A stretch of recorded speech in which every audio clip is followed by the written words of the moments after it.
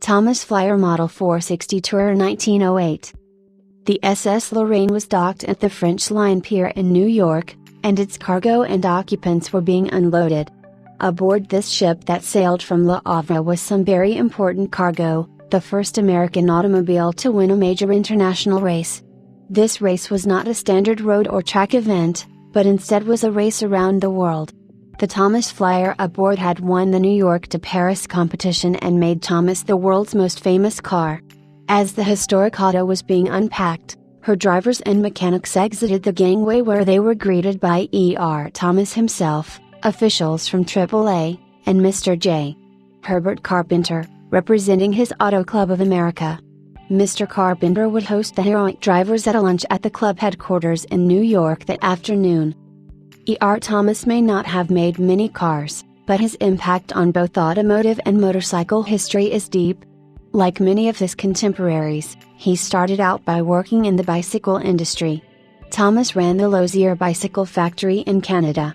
This involvement with wheeled transportation and manufacturing obviously helped fuel his vision for the direction of mechanized transportation.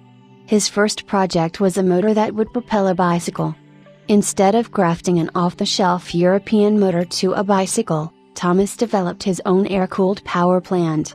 Heavily influenced by the Didion-Bouton motors of the time, the 1 HP unit was beautifully designed and constructed.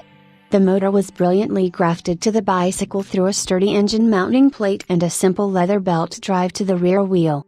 Thomas soon constructed the whole unit in-house and sold them as complete ready-to-ride motor bicycles.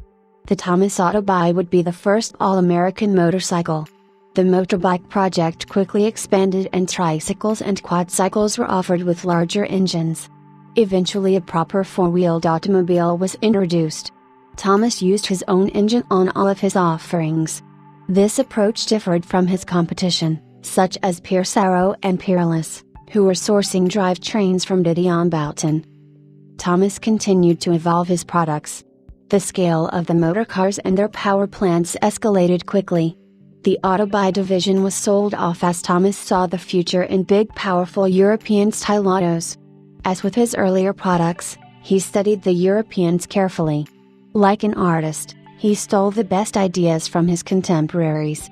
Thomas began on a series of cars that followed the pattern of the best of the day, Mercedes and Panhard. Thomas began development of a cross-flow, T-head engine-powered dual-chain drive automobile. This was the most advanced design for automobiles designed for high-speed use. The dual-chain drive rear end made for minimal unsprung weight that improved handling and allowed for almost limitless gearing options. The downside was a bit more noise and oil flying about off the exposed chains. Any drawbacks are forgotten today as any red-blooded early car buff's heart melts at the sight of a powerful dual-chain drive car. After a brief run of three-cylinder cars, the proper line of Thomas Flyers was introduced in 1905. Offered in 40, 50, and 60 horsepower variants, this was a bold move from a company that was making only one-cylinder cars merely 2 years previously. Thomas's lineup was arguably the highest-powered line of American cars to date, and Thomas quickly became the American answer to the dominant European competition. The heart of this new lineup was the potent T-head four-cylinder motor, 4 large individually cast jugs lined up on an alloy crankcase. The T-head design produced good cross-flow breathing, and the relatively short stroke made for a spirited engine that revved freely. Up until the war, the 4 cylinders would remain the choice for performance cars. Simplex, Mercer, and Mercedes all used the 4-cylinder motor for their competition cars as it had the flexibility and lack of destructive vibration and crank flex the 6s possessed. Thomas continued to hone their 4-cylinder engine to produce an output of 60 horsepower. This answer to European dominance was brilliantly illustrated in 1908. An off-the-shelf 460 model Thomas Flyer was selected to compete against a group of competitors from around the world in what would be the toughest race yet devised. The New York to Paris around the world race would test cars in ways that no other competition had. The 6-month trek would proceed through some of the most desolate areas on Earth where cars had likely not been before. The race was front-page news around the world. Country's pride was at stake, and in the end the Thomas and all of America were victorious. It shows the American car is on par with the foreign machine, and it marks the beginning of the end of the European supremacy, claimed Robert Lee Morrill at the Auto Club of America at a luncheon upon the car's arrival in the U.S. E.R. Thomas drivers Shuster, Miller, and McAdam, as well as Auto Club of America founder J. Herbert Carpenter all attended this first event honoring this historic accomplishment.